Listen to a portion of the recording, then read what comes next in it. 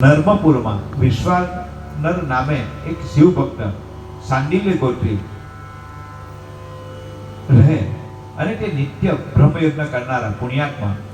એમને સુચિસ્મતી નામને એક પતિવ્રતા સ્ત્રી હતી. ઘણો સમય વીતતા પોતાની પત્નીને વરદાન માંગવા કહ્યું છે કે દેવી વરદાન માંગો, આપ જે માંગશો તે આપીશ. બ્રાહ્મણ પત્ની કહે છે કે મારે શિવ સમાન પુત્ર જોઈએ છે, મારે કોઈ સામાન્ય પુત્ર નથી જોતો, શિવ સમાન પુત્ર મને આપો. બ્રાહ્મણ કહે છે દેવી એના માટે તપ કરવું પડશે. તો પ્રભુ આપ કરો તપ, હું કાશી જઈશ. હા પ્રભુ અવશ્ય. બ્રાહ્મણ દેવતા કાશી આવ્યા છે અને ત્યાં એમણે વિશ્વેશ્વર નામે શિવલિંગની સ્થાપના કરી, પૂજા કરી અને સ્થાનમાં તપ કર્યો છે. તપ કરતા એમની તપથી પ્રસન્ન થઈને મહાદેવજીએ બાલક રૂપ ધારી પરમાનંદ સ્વરૂપ શિવજી દર્શન કરાવ્યા છે. હવે જુઓ, ઘણીવાર આપણે મહાદેવજીના બાલ સ્વરૂપ જોઈએ છીએ કોઈક જગ્યાએ, તો બાલ સ્વરૂપ આ છે. કારણ કે મહાદેવજી તો પૂર્ણ સ્વરૂપે જ પ્રકટ થયા હતા. જ્યારે પ્રકટ થયા પૂર્ણ સ્વરૂપે પ્રકટ થયા, એ કઈ એમણે જન્મ નહીં લીધો, નાનેથી મોટા થયા છે. પણ આજે બાલ સ્વરૂપે જે દર્શન આપ્યા ને એ બાલ સ્વરૂપ આપણને દર્શન થાય છે. ક્યારેક આપણે જોઈએ છે ને, એટલે કે છોટે છોટે શિવજી છોટે છોટે ગ્વાલ, છોટો સુમેરો મદન ગોપાલ. छोटे छोटे शिवजी छोटे छोटे राम, छोटो सुमेरो मदन गोपाल. छोटे छोटो सुमेरो क्या करे शिवजी क्या करे राम, क्या करे मेरो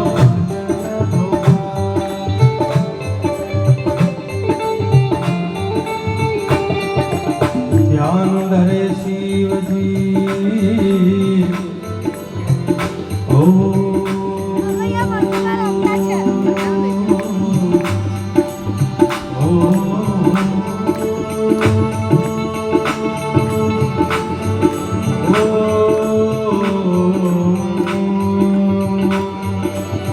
ध्यान धरे शिवजी राज करे राम, ध्यान धरे शिवजी राज करे राम.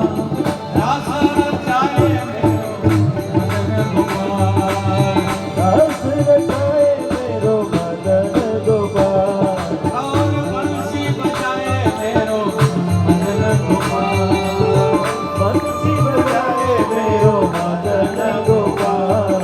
छोटे छोटे शिवजी छोटे छोटे राम, छोटे छोटे शिवजी छोटे छोटे राम. छोटो सो मेरो मदन गोपाल, छोटो सो मेरो मदन गोपाल, छोटो सो मेरो मदन गोपाल, छोटो सो मेरो मदन गोपाल. મહાદેવજી આ બ્રાહ્મણને દર્શન આપ્યા છે વિશ્વનાથને, અને પછી અંતર્ધાન થયા છે. બ્રાહ્મણ દેવતા પોતાના ઘરે આવ્યા છે. યોગ્ય સમયે એમની પત્નીએ બાળકને જન્મ આપ્યો છે. ત્યારે આકાશમાં દેવદુરુંબી વાગવા માંડી છે. ઉત્તમ સુગંધવાળા પુષ્પોની વર્ષા કરવામાં આવી છે. અપ્સરાઓ, કિન્નરીઓ, દેવપત્નીઓ, ગાંધર્વ પત્નીઓ, આ બધી હજારોની સંખ્યામાં મંગલ દ્રવ્ય અને મંગલ ગીતો ગાતા ગાતા પધાર્યા છે. મરીચી, અત્રિ, પુલહ, વશિષ્ઠ, કશ્યપ, બ્રહ્મા, વિષ્ણુ, દેવો અને ઋષિમુનિઓ પધાર્યા છે. શંકર ભગવાન જાતે પણ પધાર્યા છે. અને બ્રહ્માજીએ જાતકર્મ વિધિ કરાવી છે આ બાળકની, અને એનું નામ આપ્યું છે ગૃહપતિ. જો આ ગૃહપતિ કોણ છે એ દર્શન આપણે આગળ કરીએ ધીમે ધીમે.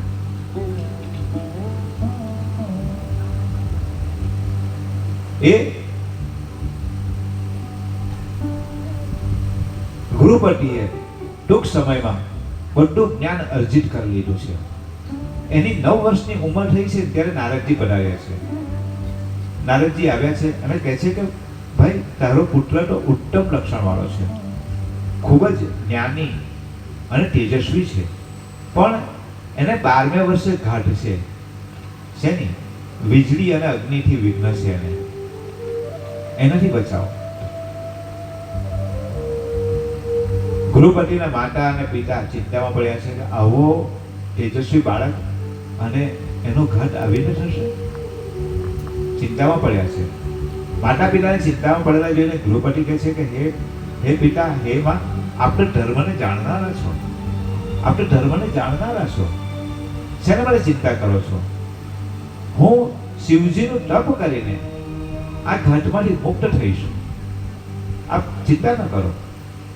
આપ મને આજ્ઞા આપો, હું કાશી જઈશ અને તપસ્યા કરીશ. અને માતા પિતાની આજ્ઞા લઈ કાશી આવ્યો છે.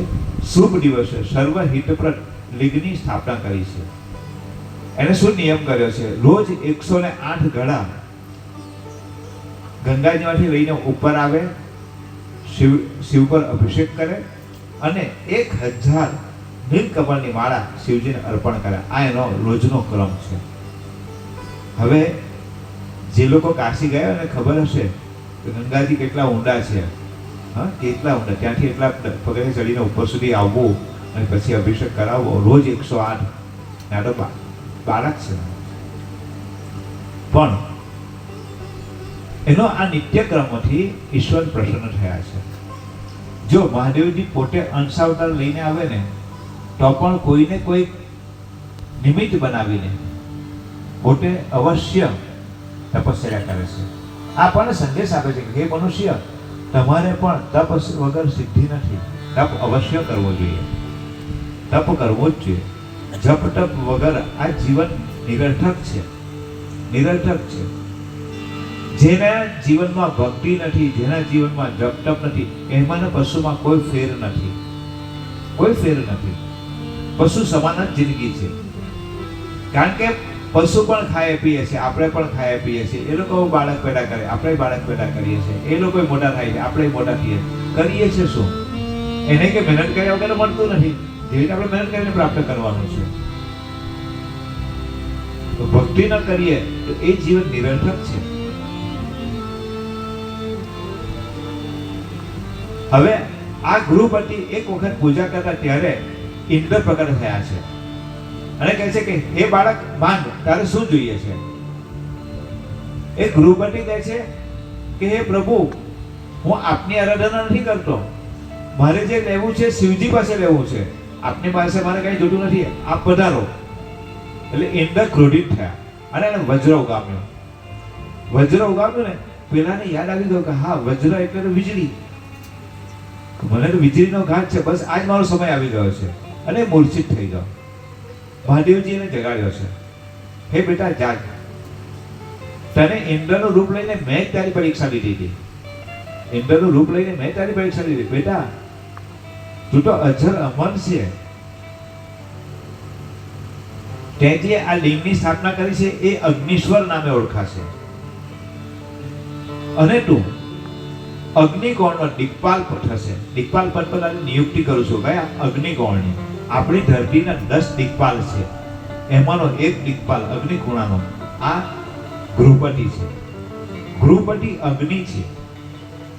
ગૃહપતિ અગ્નિ છે. આપણા અગ્નિના અનેક રૂપ છે, તેમાંનો ગૃહપતિ એક અગ્નિ છે. આપણે એટલા માટે જ આપણા ઘરમાં રસોડું આપણે કઈ દિશામાં રાખવાનું કે વાસ્તુશાસ્ત્રી? અગ્નિકોણામાં. આ કે ગૃહપતિ અગ્નિ અગ્નિકોણમાં છે માટે મહાદેવજીએ એને દિક્પાલ પદ પર અભિષેક કર્યા છે. અને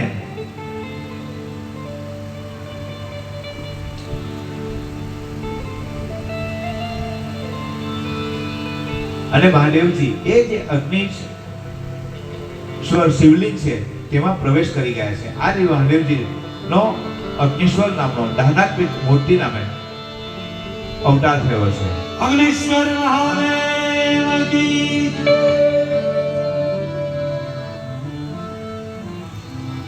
જો